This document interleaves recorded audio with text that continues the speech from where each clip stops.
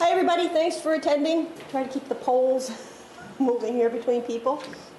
I'm happy to be here today, and I look forward to presenting other programs to you and helping to meet your educational needs, but I need to hear from you about what kind of programs you want and are needed by dairy producers in the area.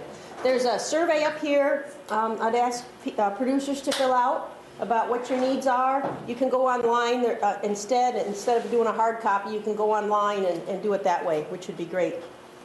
But to start out, I thought we might tackle this topic. It's not everybody's favorite, but if you need it, boy, you're going to be glad you did it. When you prepare for a disaster, you're saving yourself tons of money and tons of trouble in the future. And it's a topic that most of us don't like to think about because we don't like to think about the reality of something happening, but it often, unfortunately, does. The materials you're going to see here are from FEMA materials and also EDEN, which is the Extension Disaster Education Network. I'm involved with that, with agri-security. And we have a much more in-depth program, an 8-hour program about agri-security that we'll be happy to do. And that's why I asked about who are your insurance companies, because we might be able to hopefully barter a deal with them that if people go through that program, perhaps you can get a reduction in your insurance premium. That has happened in some other states, and I'd love to have that happen here. So instead of me imposing what I think you should do on your farms, really the question is, what are your goals? And how can preparedness help you achieve those goals? So for those of you that farm, what are your goals for your farm? Or those of you that think you can speak for farmers, what are their goals? Our goals? Our goals are less regulation. Okay. To what end? To what end? What? To what end, though? Not just less regulation. You must have a purpose for wanting less regulation. Well, I can't get drainage on my farm, so if I can't get drainage, I can't farm my farm. That's a big issue. Okay, and then... It's a bigger issue than the water rights for us, because we got to get rid of the water. And you want to farm your farm because... I want to grow grass and corn and raspberries, well, not on the high ground, but... For what eventual goal? You want to grow those? I want to make a profit, so I stay living here. There we go. Perfect. Okay. You want to stay profit, stay in business, stay in the area. You don't want to be forced to have to move to another area because of right. Having things happen to you. Okay. So ultimately, to earn a living, stay in business, provide for your family, continue to be a member of the community. Perfect. So that's the discussion point, really, is why plan. And planning helps you be able to respond better, be more resilient should something happen. Instead of having to react to a disaster, yes, you react, but you were prepared, and you're more able to respond. So what kind of emergencies or disasters could happen to dairy businesses? Some examples. Foot and mouth disease. Yeah, so we have a biological agent, okay? Fire, very, very common one. Very, very, that's a big one. Fire, she said. Anything else? Floods. I didn't hear, sorry. Floods. Floods, very likely, very common. Not where I used to live, but here, yeah. I think we live in a very interesting area when it comes to talking about potential disasters. Here's the list. Ready? Got to hit the clicker. So high winds can happen, right? Snow or ice storm, floods, landslides. What other states can have all these things? Volcano, tsunami, fire. It's not funny. Fire, wildfire. Those are two different things. Heat and drought. Not so much over here, but we did have some heat effects this summer, I think. Power outage or power surge. Very possible, right? And the power outage can be to one of those other reasons or by itself, a factor we don't know about, like a squirrel getting fried in a transformer or something. Hail. Is there hail around here ever? Yeah, small stuff. And I lived in Kansas for a while. Boy, that hail could knock you out. Earthquakes, we still live in that kind of area. Theft and vandalism, very high on the scale of likelihood for farms. Computer damage, likely. Possible, I should say. Espionage, could happen. But transportation disruption, was anybody here affected by the I-5 bridge being out? Were you affected in any way? Interruption in supplies, shipping milk, any effects that way? Perhaps not, because there were alternate routes, but if something happened like a massive flood, perhaps that could be an issue, getting things in that you need and shipping products out. Sickness, illness, and death. This is one people rarely mention when they talk about potential disasters to their business. The loss of a key individual, and they take all this information with them, and it's not down here on paper. Just bank account numbers, passwords, what's where, what's the protocols. It's often, who's the insurance agent? It's often here. And if it's a sudden illness or unexpected one, businesses can be left high and dry because that person took so much information with them, because nobody thought they were ever going to die.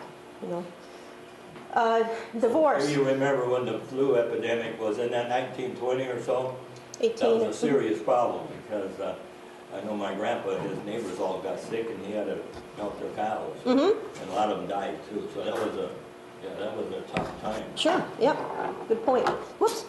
Divorce is another one. A friend of mine married a dairy farmer, and she went, when they were going to the lawyer, she wanted to be put on as a partner, and he said, no way. I've seen too many farms have to be sold because of a divorce, and they, of course, said, we're not getting divorced, and he said, that's what everybody says. Nobody gets married and thinks about divorce, but that's one that can be a killer for any business, including farms. Product recall or some liability problem with a product. Arrest or incarceration of a key employee or a business owner. Again, in some ways it's like an unexpected death. Supply disruption, especially if you're dependent on a lot of feeds coming in or other issues. That's one people often don't think about. Who are your suppliers? How vulnerable are they to disasters or problems? A building collapse, and then a CBRN attack, which stands for, anybody know what that stands for? CBRN? Chemical, biological, explosive, radiological, or nuclear. So that would be an intentional attack. CBRN. It's an acronym for those areas. So this is the only mention I'm going to make of the T word, because when you talk about disasters or crisis or terrorism, people it puts this block of fear up there, and then you don't listen or learn or prepare. So I don't like to mention those, because all of these things, the uncertainty about disaster preparation and just the terms disaster or terrorism, create fear. It's just natural. And then you feel overwhelmed and you just shut down mentally and you don't prepare. So what I like to do is have people focus on those things, like a sustained power outage, which that's a challenge. It could happen. It happens. It happens. But you can, if you're prepared for that, really you're prepared for a lot of those other things as well. If you're prepared to be without power for an extended amount of time, regardless of a reason. Or if you're prepared for a computer meltdown that can happen for any reason. And if you're prepared for the sudden loss of a key individual, you really have got a lot of these other things covered. This is a key fact, I think, which is very, very helpful to help motivate you to plan. The Small Business Administration says 40 to 60 of businesses fail after a major emergency. Much more likely if you haven't prepared or thought about it. The loss of your computer information, accounts receivable, your contacts, all of that, it's gone.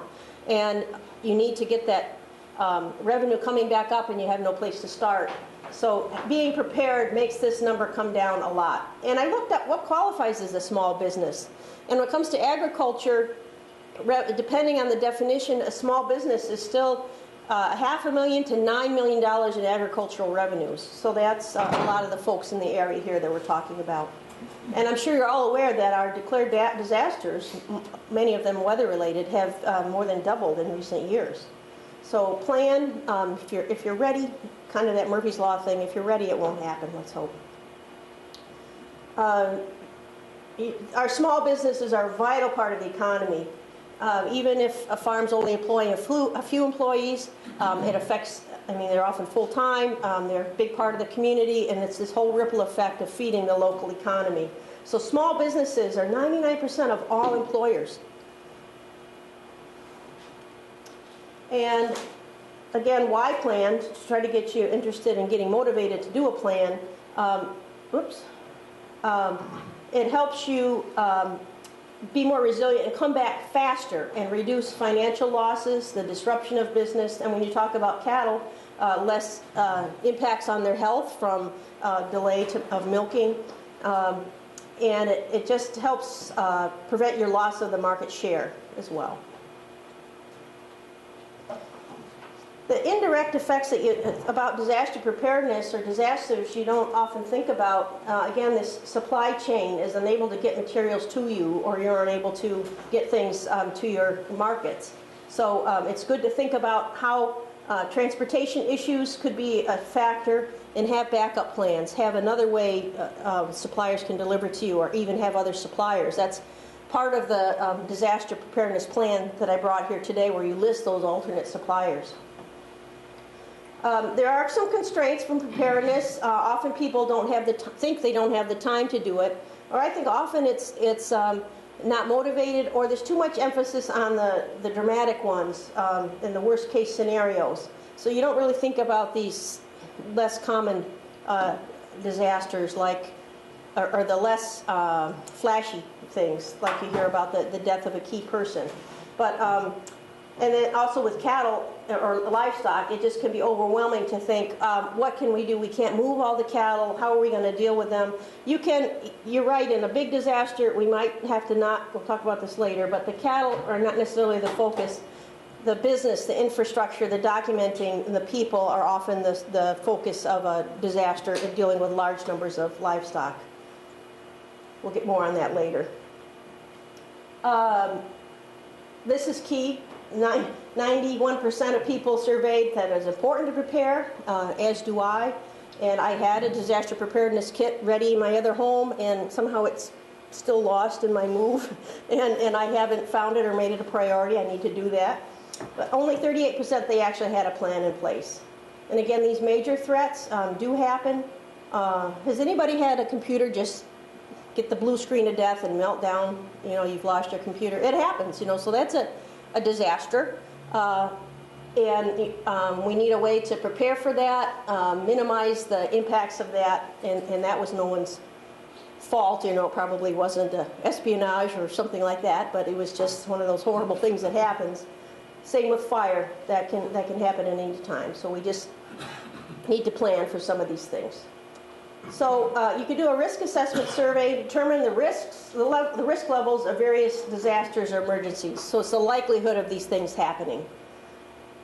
So that's another whole process, this risk assessment.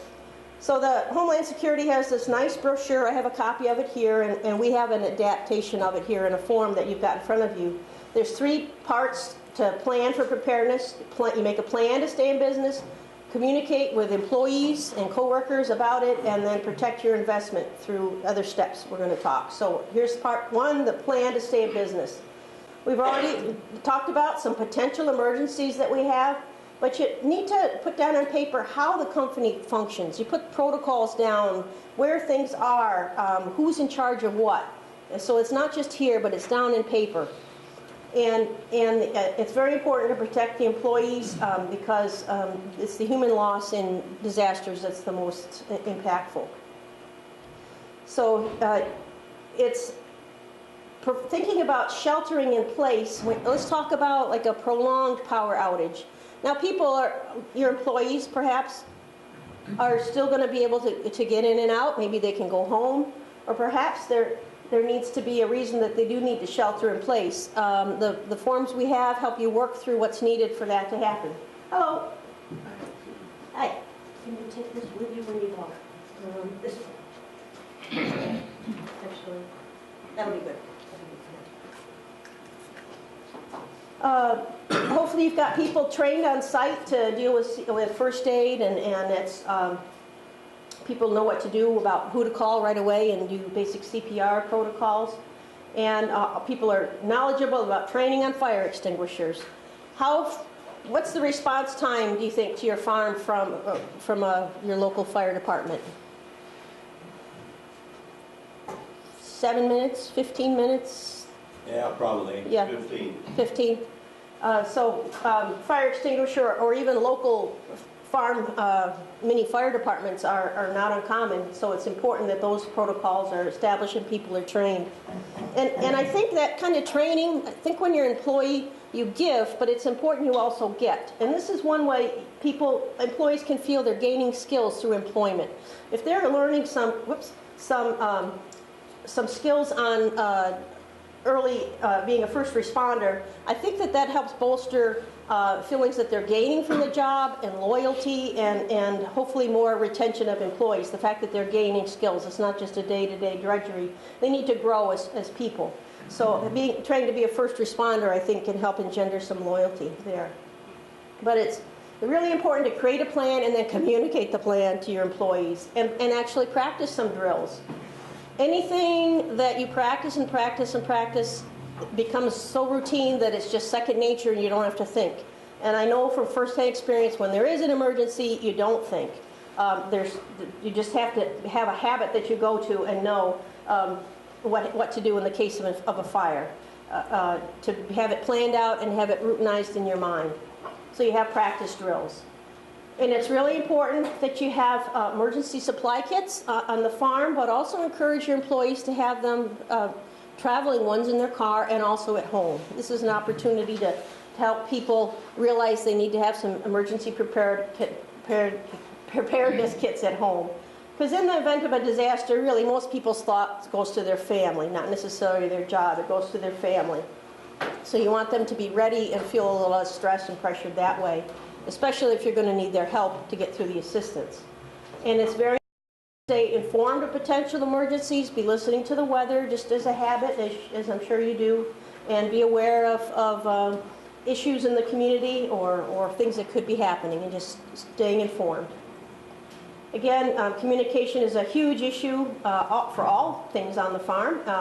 Often that's a source of people's criticisms of their jobs. They don't feel they're kept in the loop enough. They don't feel that management communicates with them. So people always like to know more about their job and know more about what's happening. So keep talking to people. Say, we've heard some thoughts that there could be some people in the area of concern. Just keep an eye out for anybody that shouldn't be here, and just communicate with folks.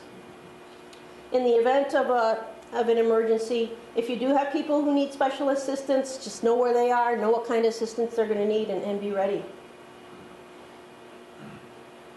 Protecting your investment, this is probably one of the major points of the day. Meet with your insurance provider to understand and review your coverage. A friend of mine who lives in Vermont and does preparedness work back there says that she recently learned that some insurance companies, if you don't have adequate percent of your assets covered, it's as though you have no insurance at all. So in other words, you think you've been paying premiums and you have some coverage. If it's not high enough percent, they'll say, sorry, you're getting nothing.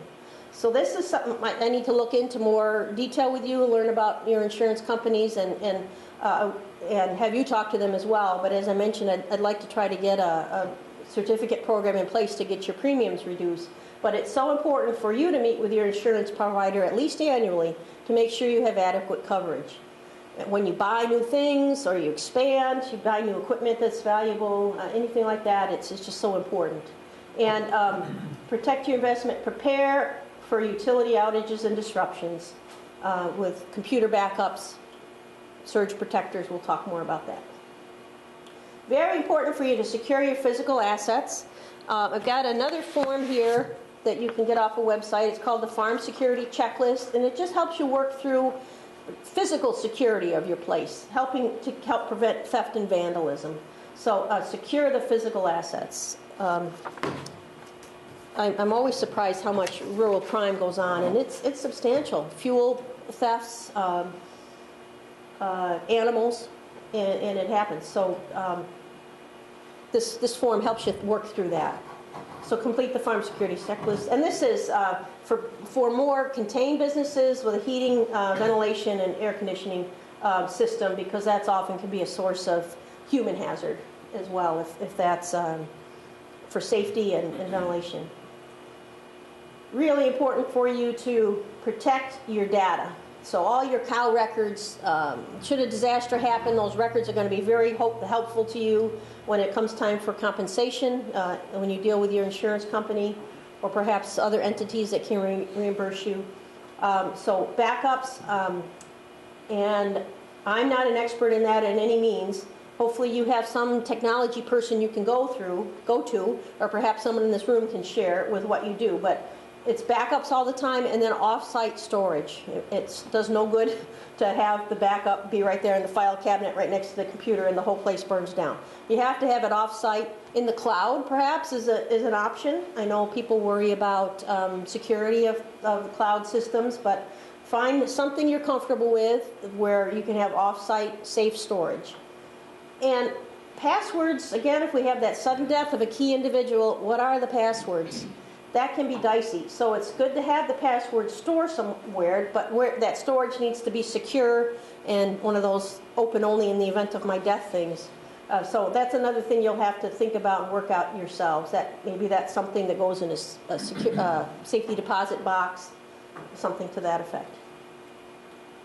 There are some low-cost and no-cost solutions to disaster preparedness.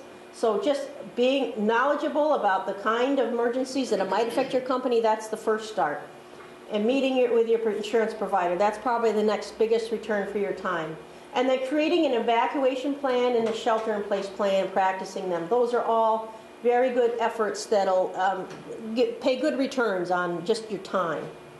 And so what you've got in front of you is a modified disaster preparedness plan that I'm hoping we can get a jump on today, kind of use this as some retreat time. If you just take it home and put it, we all know it's not going to get done. So if we do it here, at least you're going to see, I can't answer this and I really need to. So hopefully you can get motivated to find those answers and focus on that. Another very good place to put your time is just creating a contact list. Your major suppliers, your neighbors, your employees, because again, when something's on fire, you're going to pick up the phone or be somewhere and you won't remember who to call or why to call or who to call. There's so much panic. So have a list. A list of your critical business contacts and contractors. Think about and update and practice the plan, and again, communicate with your staff. Just having a group meeting and letting people know, winter's coming up, we got to be prepared for a power outage. Can somebody check, make sure the generator's running? Have we got enough fuel to run it? What do we do if we have to stay here a while? And so on. Here's some other no-cost solutions. Again, with your employees, promote individual and family preparedness, so they'll be less anxious and more prepared. Really what we used to talk about preparedness for 3 days, and now we're thinking more, be prepared to be independent for 5 to 7 days if you can. And one of the handouts you've got here is a list of things you need for that amount of time. We're not going through this today. I've got a list of those things. And plan for utility service alternatives. Hopefully you've got some alternative heating sources, some generators, and they're always a lot cheaper to buy before an event, aren't they, than during it. The price seems to go up quite a bit. Really important to have inventory and equipment lists. So if something burns, if something's stolen, you can document it, its purchase price, how much it's depreciated, all of that. So you'll need that for insurance purposes. So here's some things to do that'll cost some money, but not too much money. You obviously have fire extinguishers and smoke alarms where they're needed, and you can never have too many fire extinguishers around, and have those people trained on those and have them maintained. And you're going to have to think about what emergency supplies can your business provide, and what do you expect your employees to have?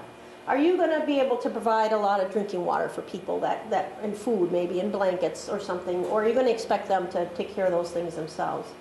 And people, for their individual needs, should be encouraged to have an emergency workplace kit. If they've got special medications or special food needs, they should be responsible for those. And very important for you to do routine things like antivirus software on your computers, inspect your heaters, monitor and update and change your passwords as needed. Those are just routine practices that do cost a little money, but will reduce your risk somewhat.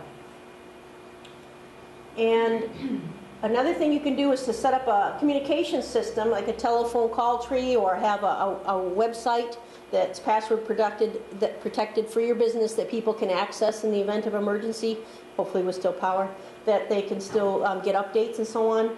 And again, the very good bang for your buck here, training employees on first aid and CPR, especially in rural areas. It's so important. And we talked about that, backing up records and critical data and keeping a copy off-site. And here's some things that you might not think about, but inexpensive. In the event of an earthquake or some other, perhaps an explosion or something, it's good to have equipment attached to walls, secure walls, so they won't fall and get damaged or hurt people. And in an event of flooding or perhaps some other issues, elevating any valuable inventory off the floor so it'll stay dry. And then we get into the expensive stuff. A generator, which probably do all the dairies in the area have a generator? Everybody's got one? Can't milk them by hand anymore. Yeah, not that many. Do the generators ever break down, or do people have to share them at all, or You got a backup? Everybody's got a generator and a backup. Yep, that's good. Good to hear that. Perhaps dairies in that regard are the most prepared for a power outage than any other private entity or business. There's additional insurance that you might need. Talk that over with the insurance agent about. There's insurance for business interruption, earthquake and flooding is special insurance as well. Automatic sprinkler systems, a lot of new buildings have that, but can be retrofitted into old ones as well. Fire hoses would be very doable. And consider having an engineer evaluate buildings' resistance to and standards and meeting codes on all these different possible threats. And you could have a security professional evaluate your plan. And also you might, this is a big one, what is the capacity of the area to shelter a large number of livestock? Is there something that could happen that could necessitate you to have to evacuate your livestock to another area? It's possible. However, they could be needing to evacuate as well. When we're talking about so many animals, it's really a difficult situation. You look at the South Dakota right now, where they had that huge weather event. Could those animals have been evacuated? To where? Perhaps to areas that weren't blowing as much. It's just really hard to think about what could have been done to prevent that. It was just a perfect storm of animals and weather that was very difficult to think about. Could those animals have been sheltered? It's very, very difficult to picture the amount of trailering that would have had to gone on, the amount of moving of livestock to protect them. But, just in the back of your mind, think about, if I had to move my cattle, is there a place I could take them safely and save some of them? You might have to prioritize what happens. But often, I'm sad to say, with livestock, that's often where the insurance comes in. You can also send key people to trainings and conferences for them to build skills and get them certified in disaster and preparedness training, which can be offered in the area. And again, make a plan, and that's what we're going to hopefully do right now. This is what we've been going through as an adaptation of something called Ready Business, and you've got one of their worksheets adapted there for you to work through. And I just hope we can spend some time here for each one of you to, even the agency folks without animals, think about it in regards to your home or even your business here. Do you have emergency contact lists here? What would you do in the event of if a community had to evacuate, say a train derailed with chemicals or something, what would you do? So if people could spend some time working on that now, I think it might identify some areas you're deficient in and need to spend some time looking at, and then we can maybe answer some questions. So all of this is now just working through the plan. Documenting what's your primary location, where could you establish a business from again if you had to, who's in charge of what kind of crisis, who's your spokesperson, and so on. So that's one of the forms you've got in front of you. So if you can use this as like a little retreat time, it'll help you focus on it. Form, you can fill it out. It's the one that says Business Continuity and Disaster Preparedness Plan.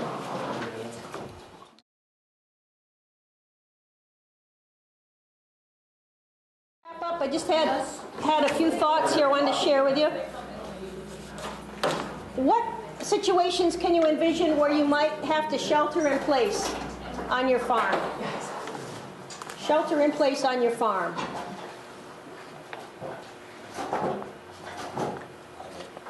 I thought of a few. That's good, thanks. Well, when would you have to shelter in place? When might you have to just, instead of evacuate, when might you have some type of disaster that made you have to stay on the farm, but it's actually an emergency situation? Earthquake? Earthquake, yeah, maybe you might not be able to go anywhere, yep, and might not be safe to go anywhere. Earthquake. Floods. Floods, especially with electrical issues, power, questions of electricity and electrocution, yeah, so flooding, and you won't necessarily be able to see where roads are out, so flooding. I'm high and dry where I live, and I gotta get rid of water when it rains. That's my problem. We'll come visit. If you're high and dry, we'll come visit you. Another one where you will stay in place, and people will come there and help you do that, would be some type of contagious disease outbreak, especially foot and mouth. It's a shelter-in-place thing. It can be transported on wheels, tires, feet, clothing, so people that are there are supposed to stay there. And What's our regulations in this area? Are we going to be allowed to vaccinate if something like that happens? oh, that's certainly under discussion. And there's a foot and mouth disease vaccine now that apparently is able to be, the antibodies are able to be distinguished from the active disease. So that's a real advantage. That was a problem in the past, and that's why we didn't vaccinate. And vaccination is done to help set up a perimeter of a vaccinated animal in the event of an outbreak. So that is an option, but that's at the federal level, those decisions. That's nothing you and I are going to be making the decisions on. Those are past our pay grade, as we say. Another thing might be a chemical risk. If there were some type of dangerous chemical, either in a train or a truck or something that derailed or had an accident, you might have to shelter in place. And also an active shooter situation. If there's some situation when someone's armed and whereabouts unknown, you might have to knuckle down on the property until that's found out. Okay, so I just wanted to skip ahead. There's some details too on sheltering in place. This would be in case of chemicals or some other airborne incident, and we heard of that a lot in the news about duct tape and plastic on your windows a few years ago. That was the answer to everything, and it's not, but it's the answer to some things, and it's helpful. But do encourage your employees to have workplace emergency supply kits so they can cover the basics with things that they'll need, and dust masks, filters. So where do you buy emergency supply kits? Generally, the best ones you assemble yourself, and the contents are on one of the handouts. They're pretty exhaustive. Some key things there at the beginning are non-electric, like battery-operated or hand-crank radio that gets both commercial stations and NOAA weather alerts. So that's, if you do nothing else, if you can purchase one of those, that's great. You can get those for $40 and up. They can be very expensive, but they can be as low as $40. I have a hand-crank one. It works great. I prefer that to the battery one. Then you don't have to worry about getting new batteries all the time. You can buy, yes? Aren't the smartphones going to keep working? They'll keep working for a while as long as the towers are up, of course, and your power works. You can get solar chargers for those, I think. The radios, a lot of the hand crank radios will charge a USB smartphone or something like that as well. Oh, great. Good to know. And the towers, depending on where they're at, they run on batteries, and some of them run on generators for a while. Mm-hmm. So how much is a hand crank radio? I got one for, it was $30 or $40. I got it at... So where do you buy it? I got it at Cabela's. Jaegers, Cabela's, REI, Fred Meyer's. During Christmas, they go on sale as Christmas presents for like $25-$30. But whether it'll have everything you want is a different thing. Most of them come with flashlights too. Yes, good, and a siren sometimes too. Yeah. They can be pretty reasonable, but you can spend a couple $100 too. If you buy a pre-made disaster kit, it's going to cost a lot of money, but you're paying for convenience and you're saving time. But when you assemble a kit or even buy one, you got to just keep track of the expiration date of things in there. And it's really good to have all kinds of medications that you can't, aspirin and other pain relievers, and watch the expiration dates. So you got a pretty exhaustive list on your handout about what's recommended for your emergency preparedness kits, and including hot weather evacuations and cold weather as well. And you just have to think about what are you going to need and have it ready. Food, water, shelter, and warmth are the big ones, and communications. How do you know when things are safe to go back, and what's the latest update, and so on. So I'm flashing through these because that's part of your handout you've got that you're working on. But the annual review, it's really important to update it every year. Your contact people or your spokespeople may change, and practice the plan so people know where to go. If you evacuate, where's the gathering site? And that's a standard thing for a home evacuation plan, to have the children know. In the event of a house fire, go to so-and-so's house, and that's where we're going to meet. You should have the same thing on your farm as well. And when you hire new people, and you let them know about emergency plans, and really encourage people to prepare their families and themselves as well. So here's resources for you. There's a lot of information on both these sites. Ready.gov, that's an easy one to remember, ready.gov. And then the Eden Disaster Network's website there. And as I mentioned, they have an 8-hour agri-security course that we can do, and it's very helpful for people involved in farming and agriculture to prepare for various disasters. And very important for you to think about it ahead of time. You're more likely to be able to come out on the other side of it, able to come back, than you are if you're not prepared. Does anybody have any questions or any thoughts?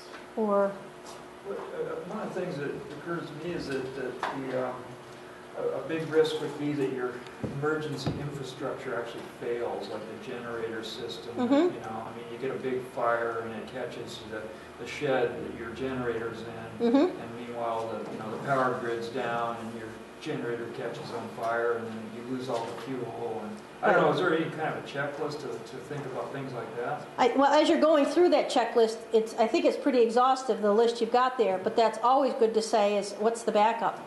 Often on there it says who's the primary, and if that person's unavailable, who's the secondary. Think about that in all the other situations too, though. So the generator is a really good one. Yeah, always. In Japan and Manhattan, that's what failed, is they lost their capacity to produce their own electricity. And I don't think we are a very resilient society anymore when it comes to power. A friend of mine did a little exercise with her Girl Scouts. They went without power for 4 hours. The girls about had a meltdown. They were frantic. They didn't know how to deal. So that was just a 4-hour planned power outage. So if you think about, and they were getting a little cold, and so they, well, just turn the heat up. We can't. There's no power. Just think about, we want to do this. Oh, we can't. So how are you going to do what you want to do? Do you know somebody with a wood stove? And do they? Even wood stoves have electric blowers sometimes. And you're mentioning your well water. You got a well, but it's got a pump. And so, what's your backup for water? You just keep thinking of, well, that's my plan. But if that fails, what's the next thing we do? And really, the more resilient and independent you can be for longer, the less of a drain you're going to be on the public resources that everybody's going to be drawing on. And hopefully you can just stay hunkered down and intact as a family or a business, and wait till things come out on the other side, however that's going to happen. But the planning ahead of time makes you more likely to be able to have more control over how you land on your feet than if you don't have a plan. Communication is a huge issue, and so have a plan to communicate with people. How to let people know you're having an issue, having trouble. That's another one, which your emergency plan to let people know where you are. Perhaps a disaster is starting on your place and you need to let others know. I just encourage you all to think about this for your businesses and for your homes and your families, and so you can stay healthy and safe and independent, and maybe even be able to help others to be in a position of largesse, to be able to have your own needs met, and then you can help others that are in need. I mistakenly went to, back when we were talking about the pandemic flu several years ago, I mistakenly typed in pandemicflu.org instead of .gov. And I went to this website, and there was a doctor on there saying to urban people, in the event of an epidemic, if you live in the city, go to the countryside, because people there are caring and they'll take you in and they have plenty of food. And that was his advice. And where I was living at the time, I said, that won't be how they'll be received in my town. You know, people strangers coming from outside saying, please shelter me, they will be greeted with another message. So I thought that was a very, very odd recommendation and not at all practical. Well, our grandparents knew how to take care of themselves, and the new generation will have a rough time. Yes, and I think the huge dependent on technology and needing to know things right now. What is the latest? What's the news? What's happening? That might be not possible. Because we could think of, okay, the towers are up, but are the places that are generating the news, are they up? Maybe the infrastructure's there, but there's no message going to there. So that's and that's very dangerous. That's when rumors get around. We create our own news then, and it's not accurate. We had a wildfire in eastern Washington earlier, and it was hard to get updated news and accurate and know where things were. And you know, everybody's house had burned down and everybody's dogs had died. And that was the news, you know, and it was nowhere near that accuracy. And there were some structures lost, but there was just not. We didn't have good up-to-date information on a timely basis, and they really brought home the need for a way to have a clearinghouse of credible information in the event of an emergency. And those things get set up pretty quickly, but not always. Well, thank you for your time. I encourage you to think about this and give it the attention it deserves. And as I mentioned, we can do that 8-hour series on agri-security if you're interested. I'd really like to do that, especially if you get a discount on your insurance premiums for having gone through that. Okay, thank you for your attention. Thank our speaker.